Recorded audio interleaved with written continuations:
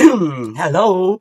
Magandang umaga at araw sa ating lahat, mga ka-Bertudes, at maraming salamat po sa inyong mga suporta sa aking videos at patuloy akong gumagawa ng video para sa inyo at saka yun sa mga tao nagre-request sa akin. No? Thank you very much. I love OFW sa mga suporta nyo sa akin. Maraming salamat. Mag-ingat kayo palagi dyan and have a bless you. God bless you and more power, more blessings sa inyo lahat. Okay, may nag-request sa akin na hulaan ko daw or basahan ko si House Speaker Martin Romualdez. Yan. Para po sa mga viewers ko, ayan, pagka naispatan ko yung ibang comment nyo na pwede kong hulaan, babasahan ko naman po, basta makaagaw pansin at mabisyon ko na that's may time tayo na mabilis natin siyang maisisingit sa aking pagbablog, no? At ito po ay una, nagpapasalamat ako sa lahat ng mga subscriber ko. Thank you very much and share my YouTube channel at subscribe na. At share nyo and like, syempre. Yeah, like, share, and subscribe. Yeah. Thank you very much po and God bless you. Ulaan natin si House Speaker Martin Romualdez. Yan. Diba? Gusto nyo yan? Kasi nung mga nakaraan pa, marami rin nagtatanong. So ngayon nakaagaw pansin sa akin yung nag-request din ng si House Speaker Martin Romualdez. Tingnan natin yung mga hinaharap niya ngayon sa kanyang kapalaran or yung kanyang mga aura at energy na nakikitaan at makikita natin yung mga sasabihin ng tarot card, no? Yan. Maraming salamat sa inyo, no? Nagmamadali na naman. Wait lang. Okay lang. Kalma lang tayo, ha? Para happy lang, good vibes lang, para akit. Swerte, always panalo, always tagumpay. Madam Bertudes. Ayan.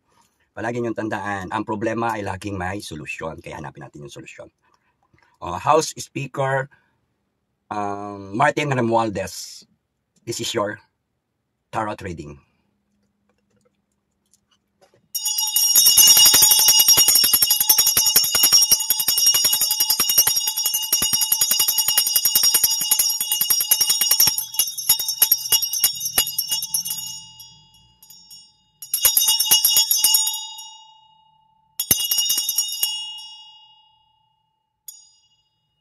Yan, may nararamdaman tayo dito, ha. May mga laman itong ating tarot card kay House Speaker Martin Romualdez. Yan. Tingnan natin yung tatlong card na nangingibabaw na enerhiya na sa kasulukuyang nagaganap sa kanya. Tingnan natin ang 3 cards.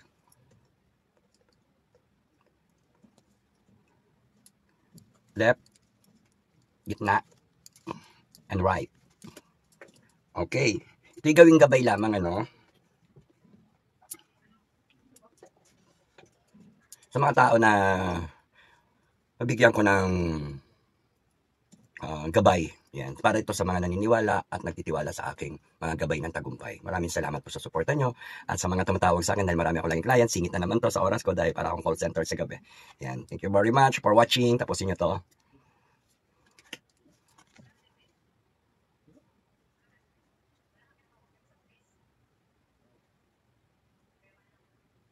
Ito yung nangingibabaw na enerhiya, isang enerhiya na nangingibabaw laganap sa kanya kay House Speaker Martin Romualdez, no? Black and white, no? Black and white siya ngayon. Mean positive, negative, naglalaban, no? So, meron siyang mga obligasyon o responsibilidad na dapat gampanan o harapin dahil ang transaksyon niya ay mga ganong pamamaraan ng mga aura ng ginagawa niya. Yan, black and white po. Ayan, mga ginagawa niyang transaksyon, yan yung nangingibabaw na enerhiya. Transaksyon at saka yung mga paglilibot niya. Ayan, paglilibot kasi ayan po, nakasakay po siya sa pagka aalis siya ng kanyang mga pupuntahan or whatever, ay nakukuha niya lahat yung mga bagay na gusto niya o lalakarin niya, yung ganun. Nakasiguro siya sa mga direksyon na pinupuntahan niya, pero always lahat puro black and white. Yung mga communicate niya, activities niya, at saka yung mga ginagawa niya. Yan, basta yan yung aura niya. Yan, communicate, mamaya paliwanag ko pa. Ayan. Nangingibabaw, medyo tumayo yung balahibo ko sa likod. Excuse me. Nangingibabaw yung enerhiya niya ngayon, yung the pool. Siya daw ay mapupul. Ayan. Yan, ha? Yan. Ito yung nangingibabaw ng enerhiya niya, the pool. Maaari siyang humina, maging marupok, or tinatawag natin na mawalan or mawala sa tamang balancing or tamang pag-iisip ng mga mararaming mga bagay na iniisip niya, no? At sinasabi dito yung Dapol yung parang ayan, yung katangahan. Ayan.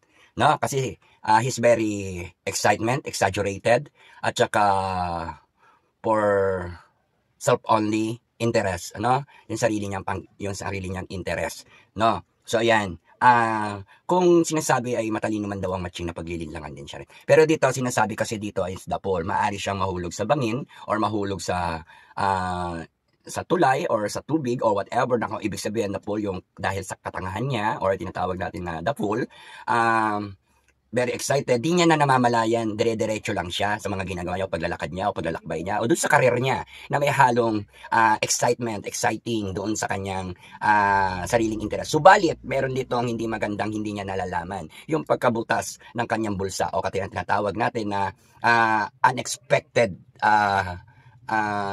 problem niya. Yan, dadating sa kanya yung unexpected problem na meron siyang maaaring tinatawag natin nakawan or nakaw, nakawan siya. Ibig sabihin, hindi lang sa salitang nakaw ng mga bagay-bagay, kundi yung parang yung isip o talino niya ay nanakaw din. Ibig sabihin, nalinlang or kaya na ano siya, yung parang absent mindset siya. Kumbaga sa mga bagay na iniisip niya pan sarili, mayroong magaganap na karma. Yan. Kasi ang karma ay nanggagaling yan sa ginagawa ng tao. Yan yung tinatawag na pag may ginawa ka sa tao, remarks na yan. No? Kaya ang balik niyan, karma. Pag di magandang ginawa mo, at marka na yan sa Tagalog.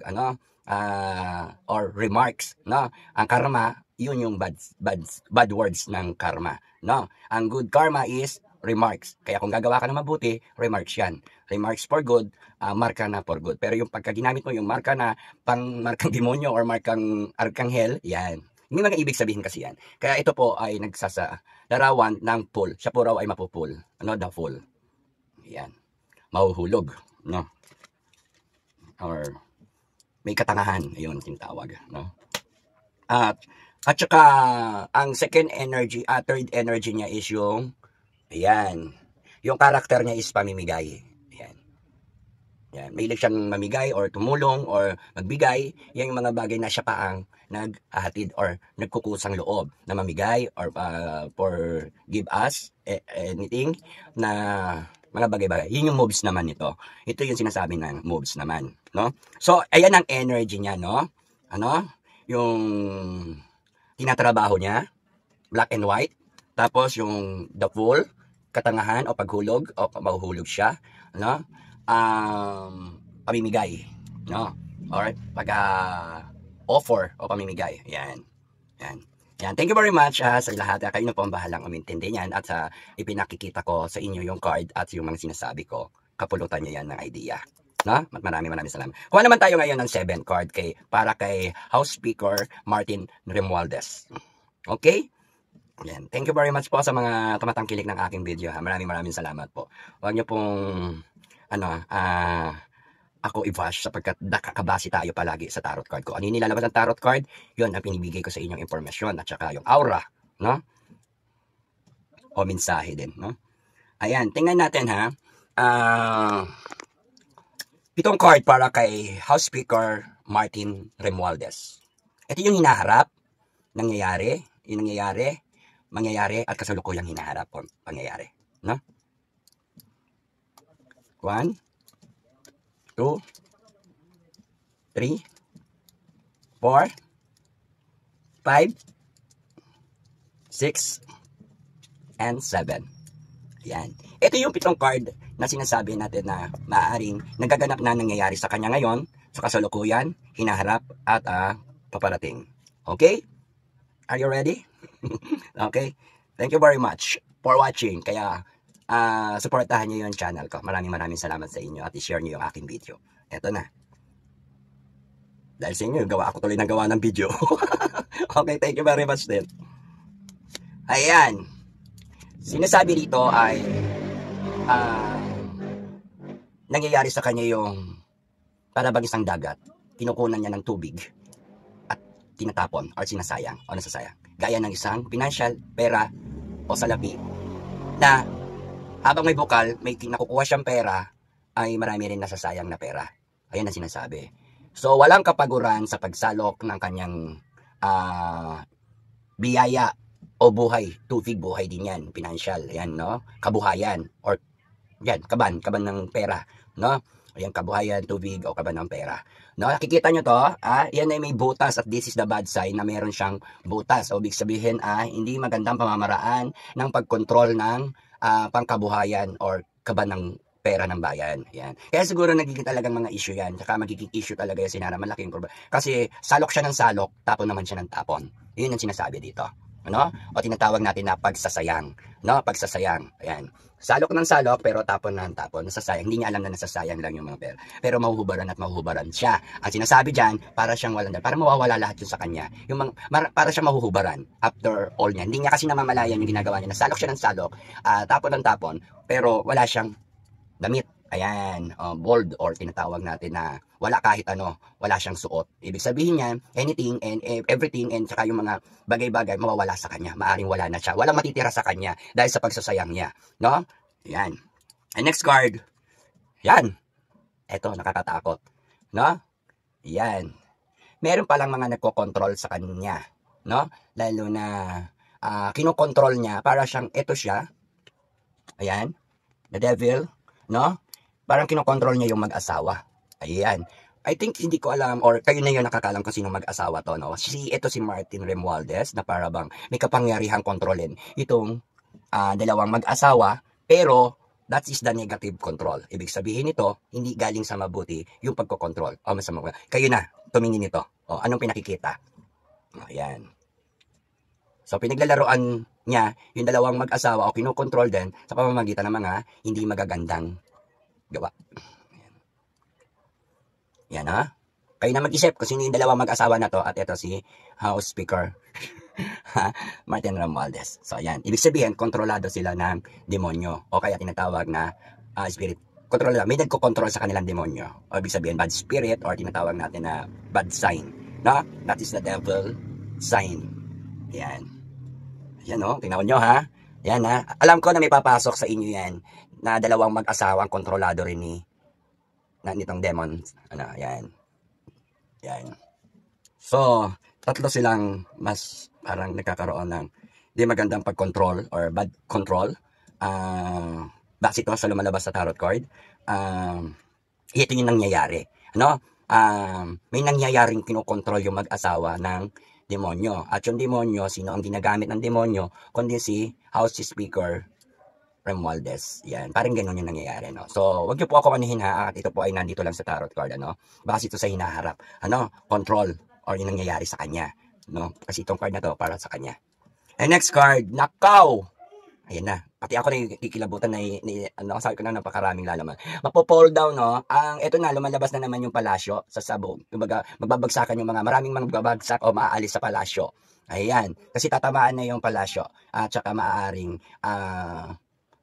tawag dito, hindi maganda yung sign ng palasyo. Babagsak yung mga tao, at mawawasak yung mga samahan nila doon, o yung mga nagkatrabaho, yung whatever. Kung ano. This is the bad sign din. Bakit ganun puro bad sign? No? Ayan. Ito.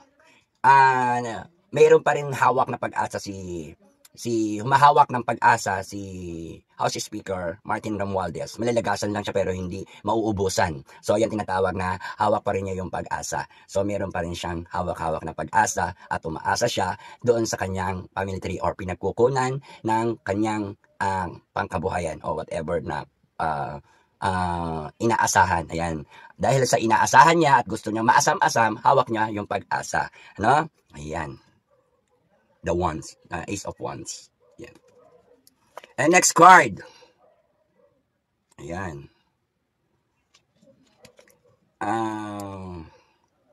Merong dadating na unexpected na hindi ko alam kung anong klaseng invitation to ha. Invitation, unexpected document, or tinatawag natin na pwedeng paanyaya. Yan.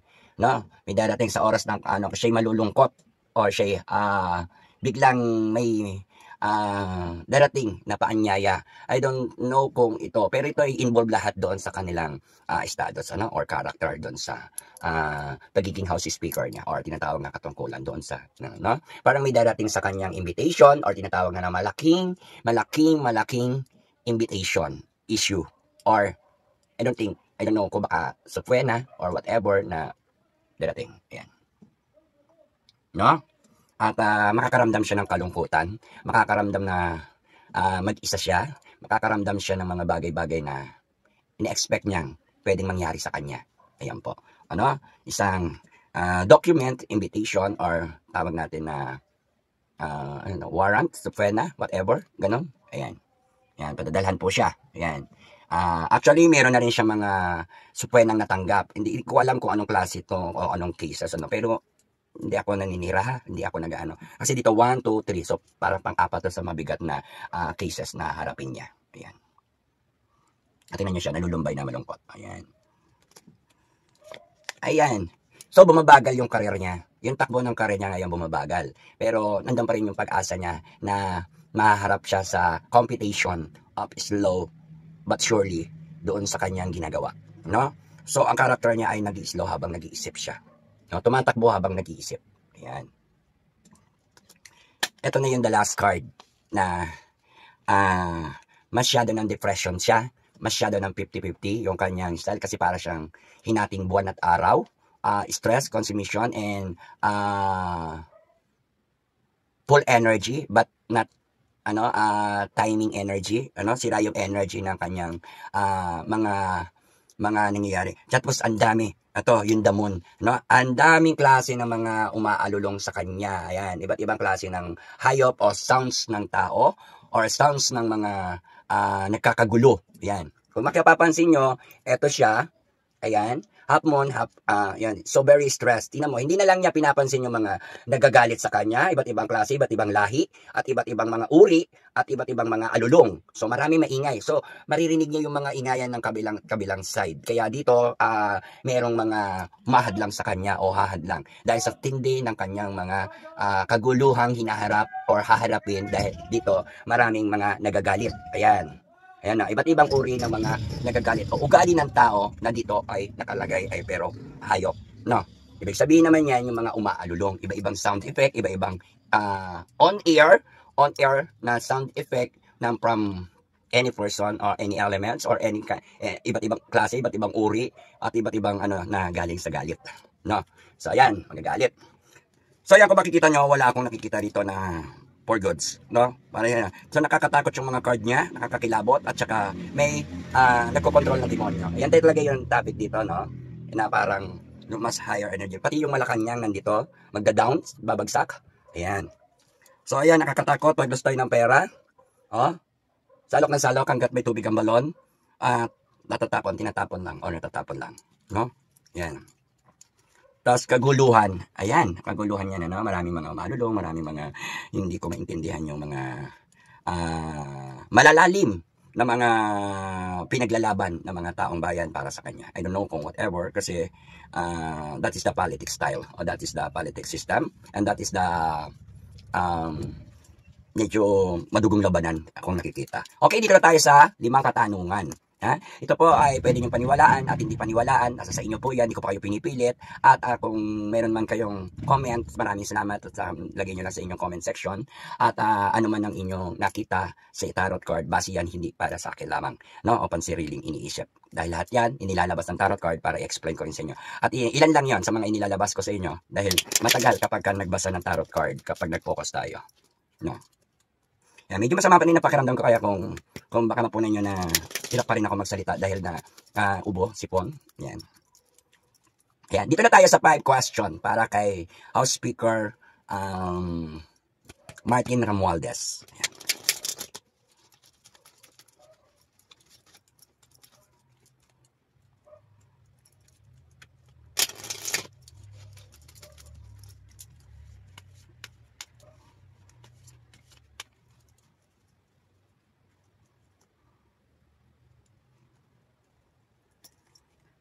Okay. Ito na tayo sa tanong. Ano ang kinaharap na kasalukuyan ngayon ni House Speaker Martin Romualdez. Yan, kuha tayo ng cards na nyo gusto. Where? So, dito tayo sa kaliwa. Excited? Ayan.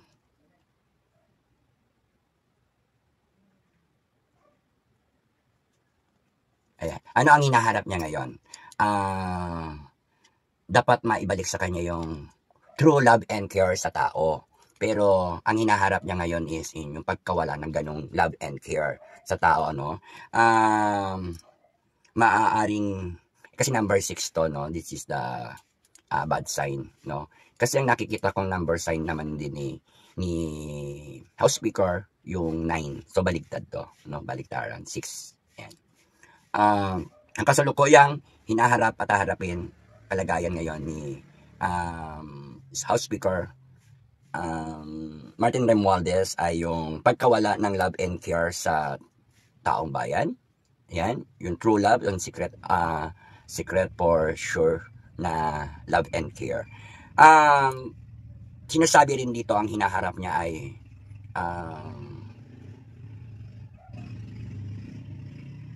yung mga itinatago niyang lihim para ibigay sa dapat pagbigyan, no?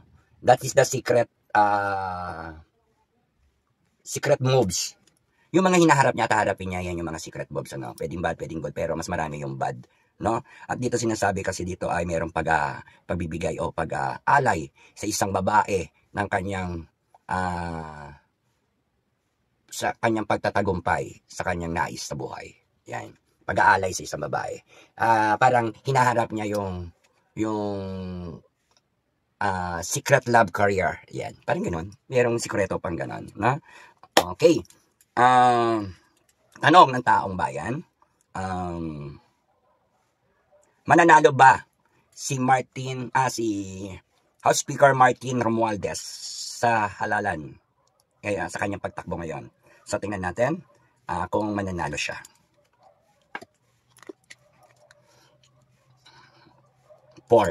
Number of 4. Parang nasa hukay yung kanyang isang paa, no? Kasi wala siyang iniisip kundi isip pera, ipon pera, tinatapakan yung pera. Ibig sabihin, gusto niyang manalo para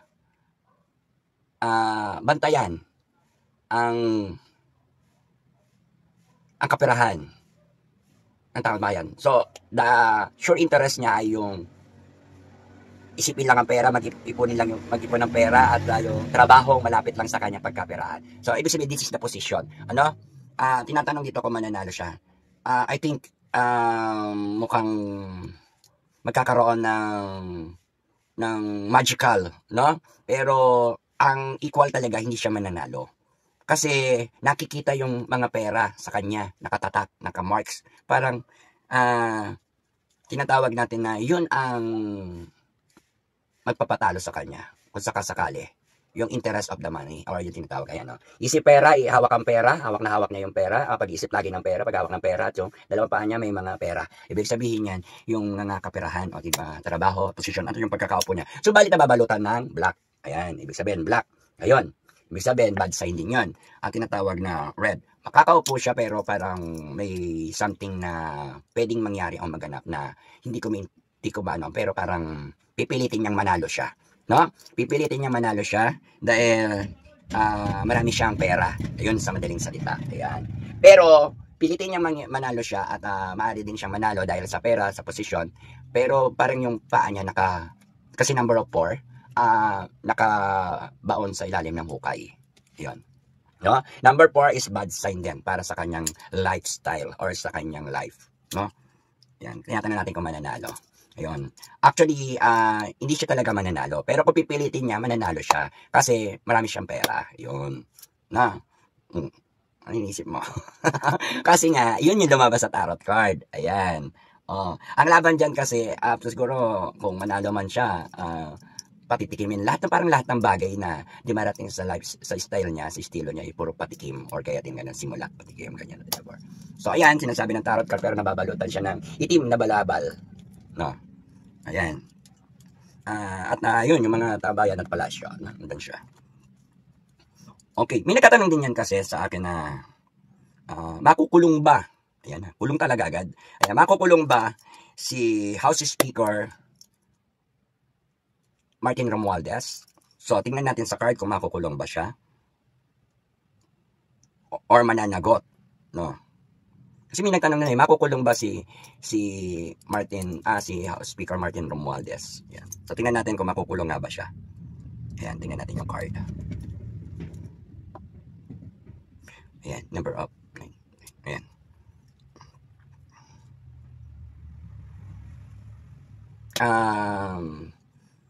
Dito kasi makakaramdam siya ng pagod.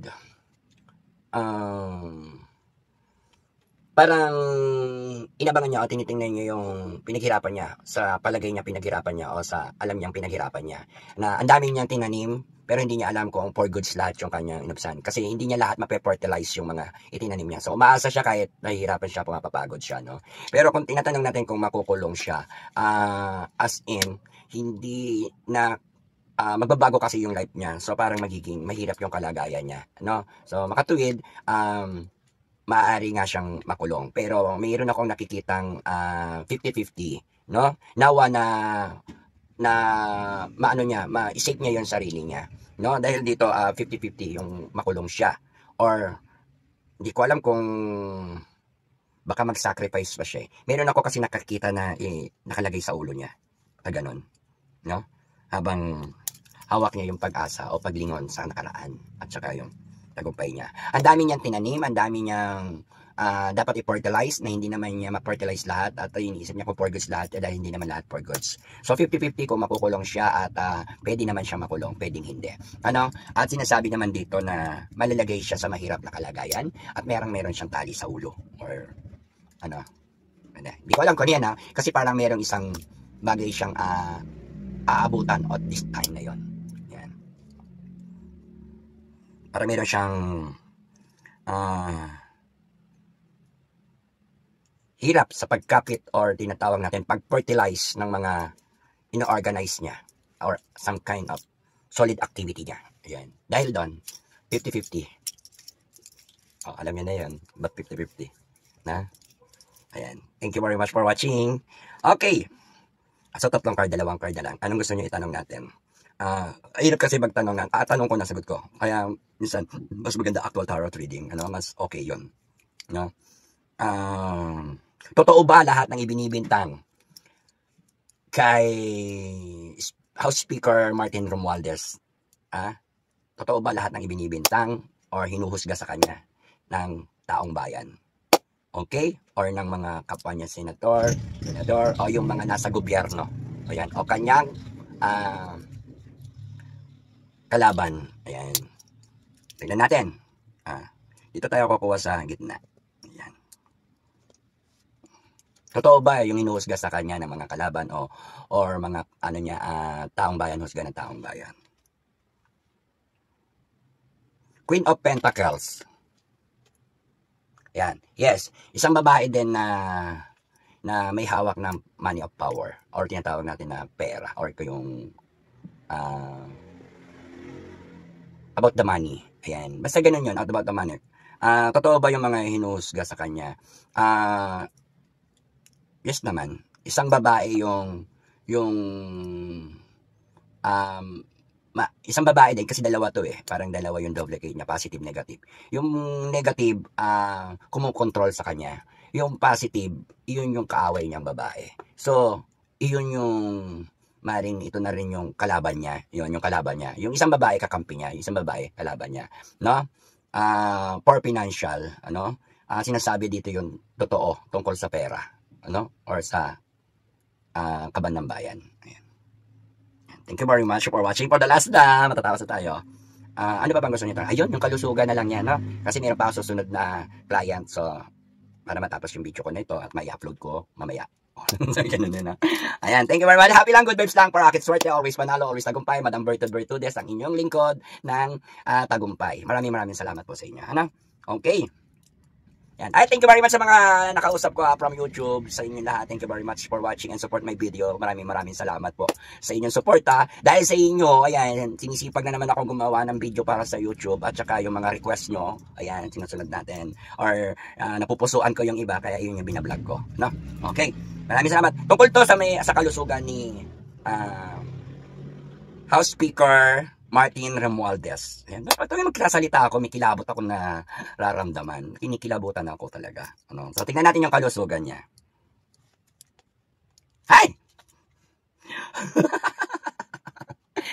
Okay. Ang kalusugan niya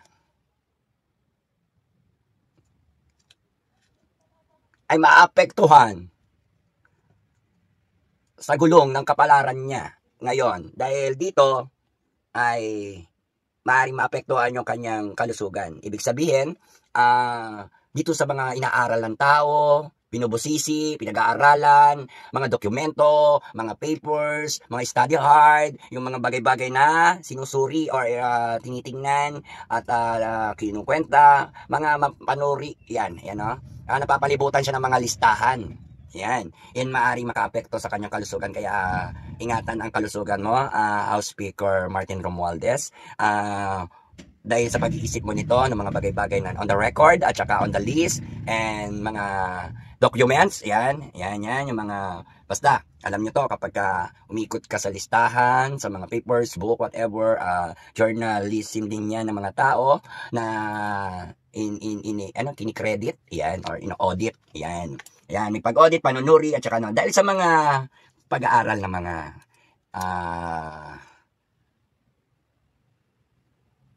taong to, no? Una, isang mabuting tao yung magbibigay sa kanya ng makasasama sa kalusugan. Yung mga pinag-aaralan, sinusuri, ganoon. At isang pinoproblema niya. So parang isang matinding apat na person to, na bawat person ay may bahaging line up, no? Wheel of Fortune, tinatanong natin yung kalusugan niya, maaaring maapektuhan ng mga pangyayari tungkol sa mga pagsusuri, no? At yung mga record, yung mga ganon, yung mga record list, yan. Sa mga dokumento, mga agreement, yan. And writing, yan. Yan. Ito po para malaman nyo mag-gets yung ibig ko sabihin. Ito, isipin nyo kung anong mga hawak nila, puro mga books, ayan, puro pag-aaral, puro, kumbaga sa listahan, puro signing, learning, pagsusuri pati, at yung mga bagay-bagay na mga gawain sa kanilang trabaho or gawain sa gobyerno. Ayan. Yan. Thank you very much and thank you for watching. Maraming salamat. Kami susunod pa po ako. Client, isiningit ko to. Thank you very much. Dalangin natin ang kalagayan ni House Speaker Martin Romualdez. Naway na sa mabuti siyang kalusugan, kalagayan at ano man yung mga bagay na pinagdadaanan niya ngayon ay naway makasurvive siya. At syempre, sunod ko na rin sa inyo, dalangin natin palagi yung pagdarasal sa mga bagong iuupo na ating iboboto ngayon sa 2025. No? Kaya magkaisa ang bawat Pilipino at magtulungan at ilagay ang mga taong nararapat sa posisyon at bigyan ng malakas na tiwala at suporta, sapagkat hindi nyo yan pagsisisihan sa bandang huli. Ang makikinabang yan, yung mga susunod na henerasyon and next generation, no? At kaya sa taong bayan nakasalalay palagi ang pagbabago at kagustuhan ng kaayusan at kapayapaan ng bansang Pilipinas. Ayan. Kaya maraming salamat. Thank you very much and God bless you. More power, more blessings sa inyo. Love it. Thank you mga kabertudes. At share nyo na lang itong aking video and thank you very much. Subscribe na po kayo. Thank you.